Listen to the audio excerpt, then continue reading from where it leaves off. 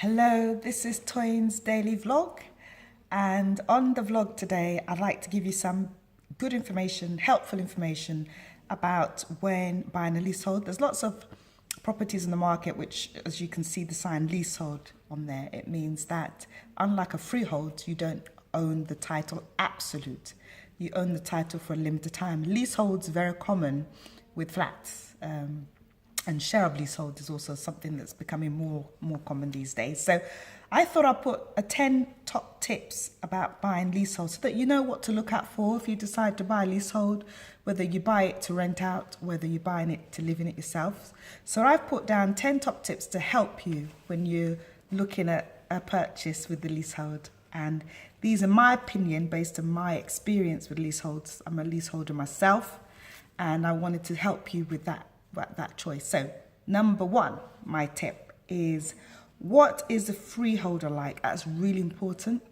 You need to ask questions of the neighbours who are already there, find out what the freeholder's at, because the relationship between you and the freeholder can become quite tense if certain things are not carried out. And I've represented people in litigation where they've had disputes with the freeholders not very long into their relationship in the building.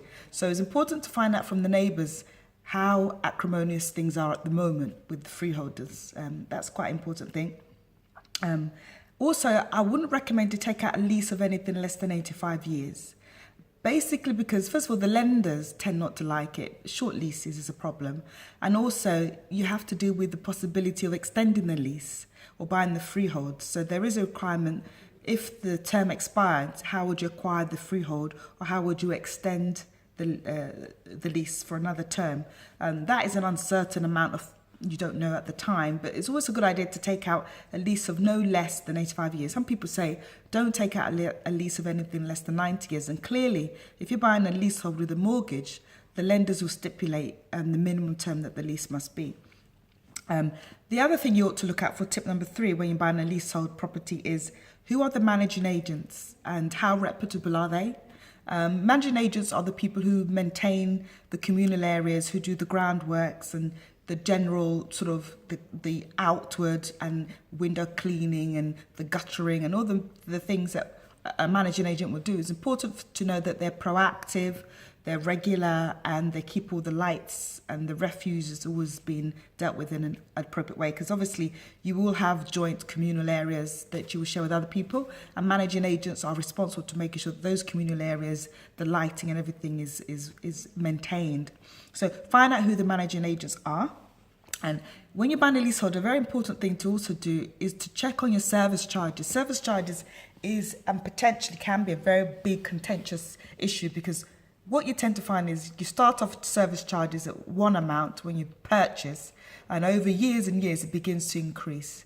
A lot of people have been in disputes with service charges with their managing agents and their subsequent freeholders because of the increments, and they haven't been able to see value for their money. So it's important to know what is the service charges that you are paying at the moment, and what are the likely increments that will come in within a 5-year period. So you should ask that question at the beginning. Another thing you ought to find out, tip number 5, is about ground rent. Ground rent is a rent that the freeholders charge. It's normally a nominal figure, but again, it's important for you to know how much the ground rent is and how it increases, if it increases. You should have that information. Another tip I wanted to see, number 6 tip, is you need to find out whether there are any major works planned in the area. Yes, major works, because major works could make your service charge rocket.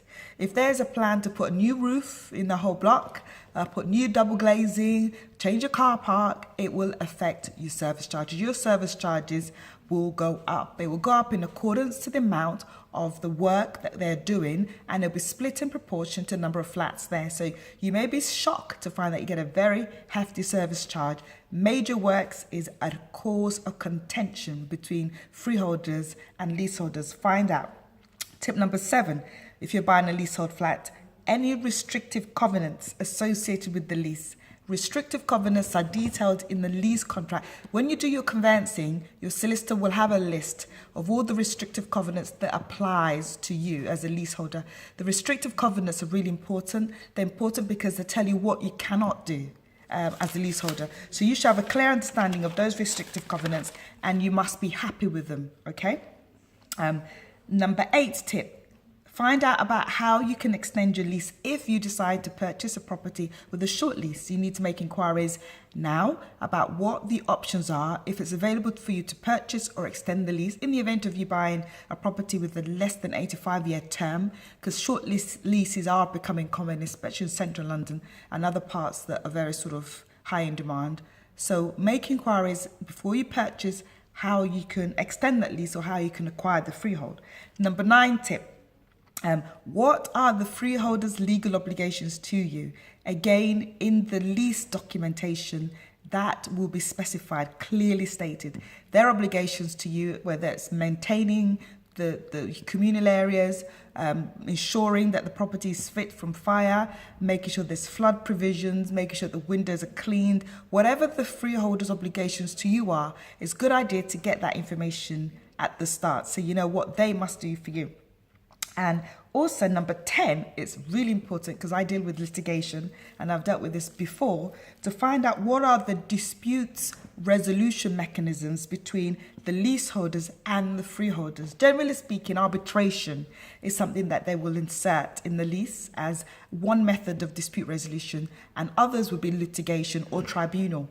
But my personal preference is when there's a committee in place where the leaseholders have an opportunity to have their own committee where they can dialogue with each other, agree how things would be, and they can communicate with their freeholders via that committee that has been set up.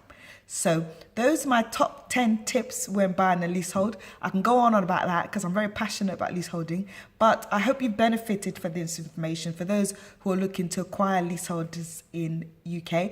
If there's anything that I've said you'd like to ask me more questions on, please drop me a line, send us an email at propertypillars, info@propertypillars.co.uk, give us a call, and also pass your comments. I like to start some dialogue about this, okay? But once again, thank you for watching my daily vlog, and I'll see you soon. Bye.